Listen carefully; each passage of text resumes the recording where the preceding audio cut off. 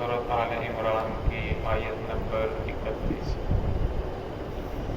اعوذ باللہ من الشیطان الرجیم، بسم اللہ الرحمن الرحیم۔ قل اطیعوا اللہ والرسول فإن تولوا فإن الله لا يحب الكافرين إن الله اصطفى آدم ونوحا وآل إبراهيم وآل عمران على العالمين ذرية بعضها من بعض والله سميع عليم۔ إذ قالت امرأة عمران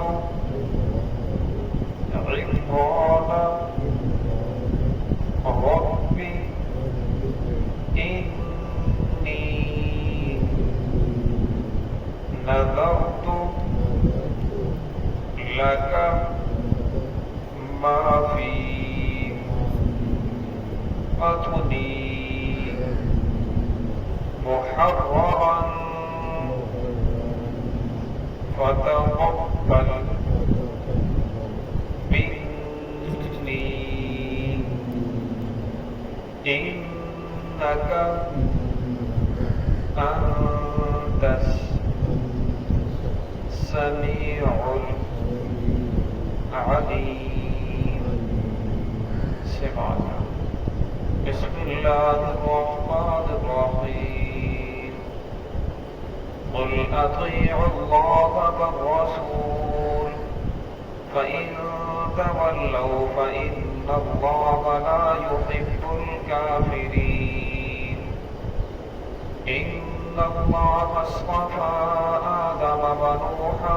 وآل إبراهيم وآل عمران على العالمين ذرية بعضها من بعض والله سميع عليم۔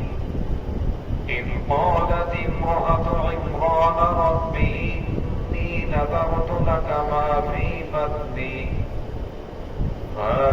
بطني محررا فتقبل مني إنك أنت السميع العليم۔ قل اطیعوا اللہ والرسول، کہہ دیجئے اطاعت کرو اللہ تعالیٰ کی اور رسول اور اس کے رسول کی۔ فإن تولوا، بس اگر تم اعراض کرو، فإن اللہ لا يحب الكافرین، بے شک اللہ رب العزت پسند نہیں کرتے کافروں کو، انکار کرنے والوں کو۔ ان اللہ اصطفى آدم، بے شک اللہ نے چن لیا ہے آدم علیہ السلام کو، ونوحا وآل ابراہیم، اور نوح علیہ السلام کو اور ابراہیم علیہ السلام کی اولاد کو، وآل عمران، اور عمران رحمت اللہ علیہ کی اولاد کو، علی العالمین، جہان والوں پر، ذریۃ بعضها من بعض، ان میں سے بعض کی اولاد ہیں، واللہ سمیع علیم، اللہ رب العزت سننے والے جاننے والے ہیں۔ اذ قالت امرأة، جب کہا عمران ربی، عمران کی بیوی نے، اے میرے رب، انی نذرت لک ما فی بطنی،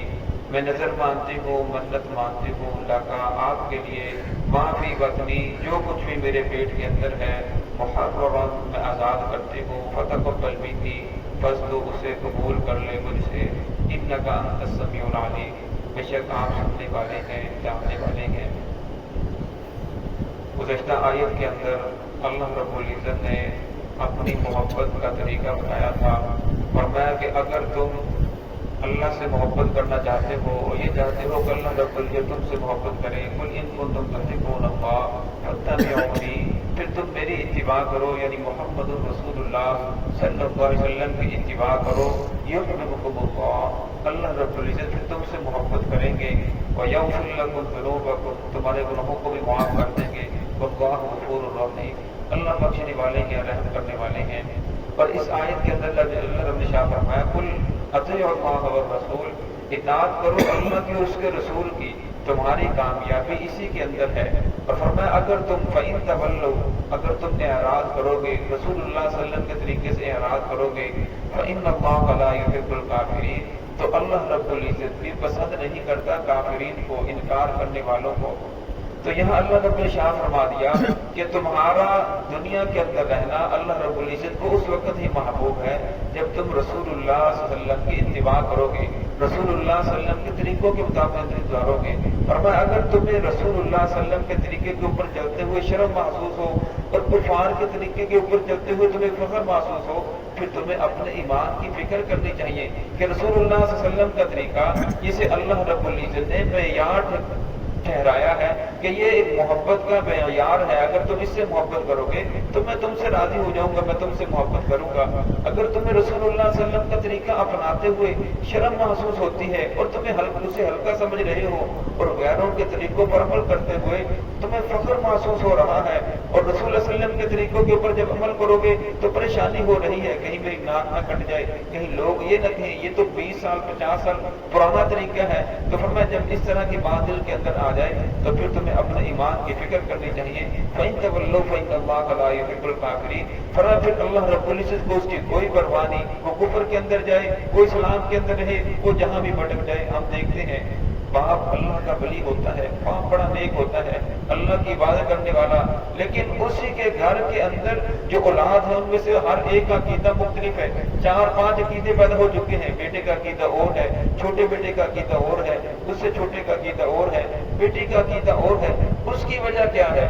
فرمایا یہ جتنے زیادہ مذہب پھیل رہے ہیں، لوگ طرح طرح کے نئے نئے فتنے کھڑے ہو رہے ہیں، اس کی ایک وجہ یہ بھی ہے، فرمایا جب لوگ گناہ کرتے ہیں، نافرمانی کرتے ہیں، پھر اللہ رب العزت دین چھوڑ دیتے ہیں۔ فرمایا جس طرح پتنگ اس کی جب ڈور کٹ جائے تو فرمایا پھر وہ تاروں کے اندر اٹکے، کسی کھمبے کے ساتھ اٹکے، کسی جھاڑی کے اندر اٹک جائے، وہ کہیں نہ کہیں سراغ کے اندر گر جائے، وہ گر جاتا ہے۔ فرمایا اس طرح جو آدمی اللہ رب العزت کی ذات سے کٹ جاتا ہے، اس کے رسول کی اطاعت سے انکار کر بیٹھتا ہے، فرمایا پھر وہ آہستہ آہستہ اللہ سے دور ہوتا چلا جاتا ہے۔ فرمایا پھر گناہوں کے اندر ایسا ملوث ہوتا ہے حتیٰ کہ وہ بعض مرتبہ زبان سے کفر کا کلمہ ادا کر بیٹھتا ہے، بظاہر اپنے آپ کو مسلمان سمجھ رہا ہوتا ہے، حالانکہ وہ کفر کے اندر داخل ہو چکا ہوتا ہے۔ تو اللہ رب نے یہ نہیں فرمایا کہ وہ بندے مجھے اچھے نہیں لگتے، فرمایا ان اللہ لا يحب الکافرین، اللہ رب العزت کافروں سے محبت نہیں کرتا، یعنی انکار کرنے والوں سے محبت نہیں کرتا۔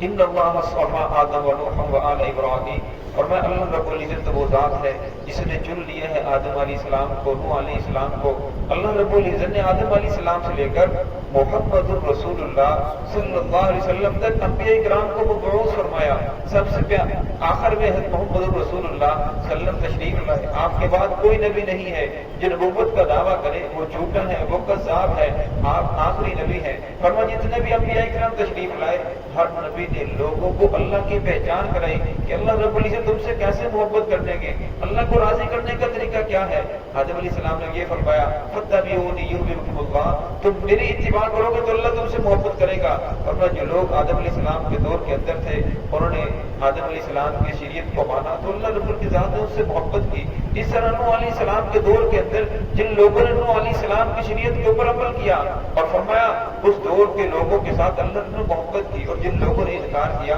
تو فرمایا اللہ رب العزت نے دنیا کے اندر تباہ و برباد کر دیا۔ نوح علیہ السلام اللہ رب کے اوپر گزیدہ بندے ہیں، جنہوں نے 950 سال تبلیغ فرمائی، اللہ نے 1400 سال عمر پر عطا فرمائی تھی، جن کے 950 سال تبلیغ کرتے رہے، 80 یا 82 لوگ مسلمان ہوئے، جو بہت وڈیرے تھے وہ بھی ایمان لے کر نہیں آئے، سکا بیٹا ایمان لے کر نہیں آیا، بیوی ایمان لے کر نہیں آئی، تو فرمایا جب اللہ رب نے بتا دیا کہ اب کوئی بھی ایمان لانے والا نہیں ہے، رب لا تذرنی فردا وانت خیر الوارثین، فرمایا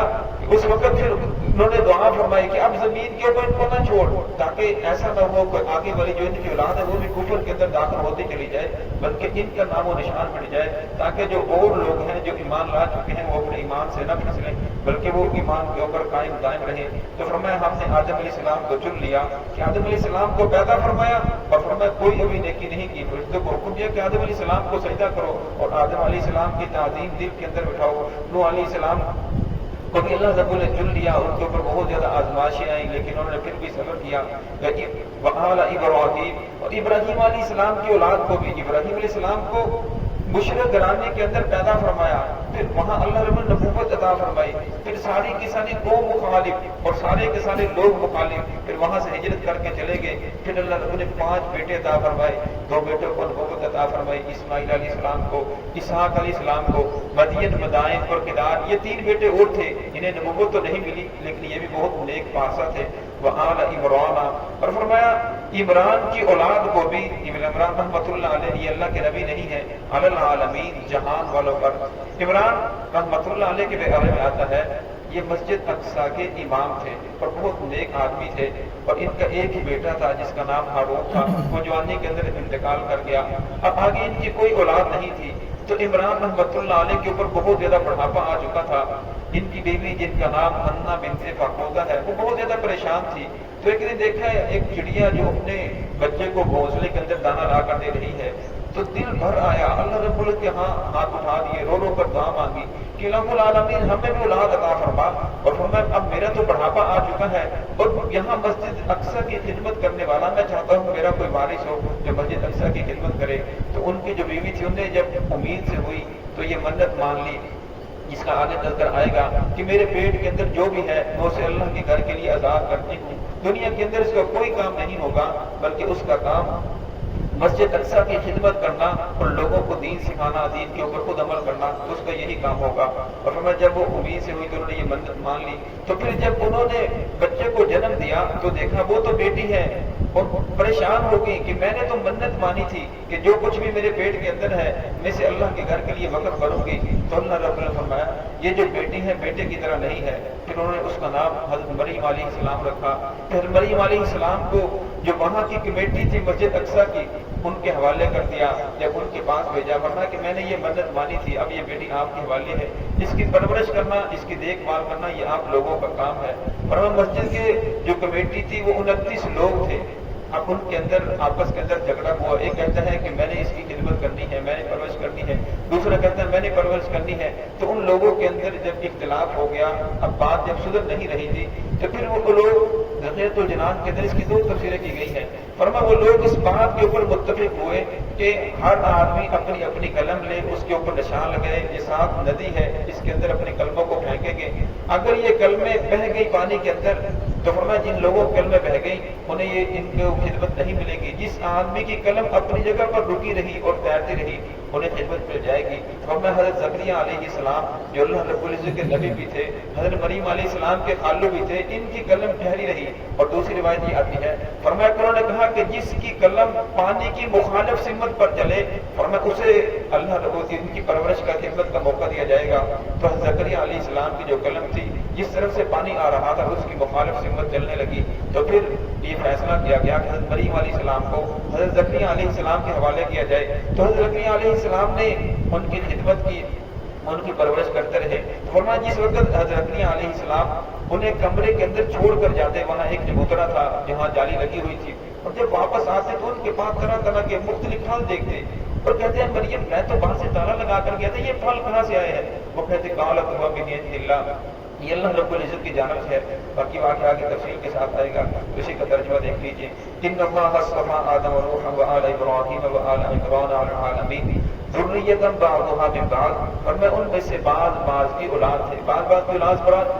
ابراہیم علیہ السلام یہ نوح علیہ السلام کی اولاد میں سے تھے، نوح علیہ السلام آدم علیہ السلام کی اولاد میں سے تھے، اسی طرح اسماعیل علیہ السلام، اسحاق علیہ السلام یہ ابراہیم علیہ السلام کی اولاد تھے۔ تو فرمایا اس طرح وہ بعض کی اولاد تھے۔ واللہ سمیع علیم، اللہ رب سننے والا ہے، جاننے والا ہے۔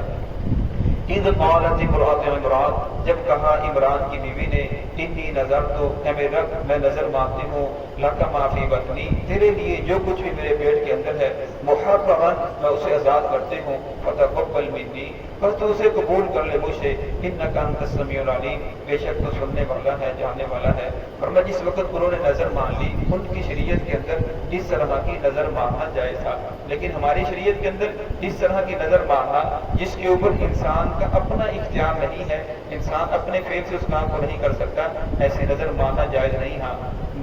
ہاں ایسی انسان نظر مانتا ہے، منت مانتا ہے کہ اگر میرا فلاں کام ہو جائے تو میں اتنے روزے رکھوں گا، میرا فلاں کام ہو جائے تو میں اتنے نوافل پڑھوں گا، میرا فلاں کام ہو جائے تو میں اتنی دیگیں دوں گا، یا کوئی بھی انسان نیت کر لیتا ہے تو یہ کرنا جائز ہے۔ ہاں یہ نیت کرنا کہ میرے گھر کے اندر جو بھی بچہ پیدا ہو میں اسے اللہ کے راستے کے لیے وقف کرتا ہوں تو وہ دین کی خدمت کرے گا، اور میں اس طرح کی نظر ماننا ہماری شریعت کے اندر جائز نہیں، کیونکہ اس کا اپنا وجود ہے، وہ اس کے اپنے فعال ہے، وہ خود مختار ہے، اس کے بارے میں آپ کوئی فیصلہ نہیں کر سکتے۔ ہاں اپنے بارے میں آپ جو فیصلہ کرنا چاہیں وہ کر سکتے ہیں۔ تو ہے کہ اللہ رب العزت ہم سب کو صراط مستقیم پر چلنے کی توفیق عطا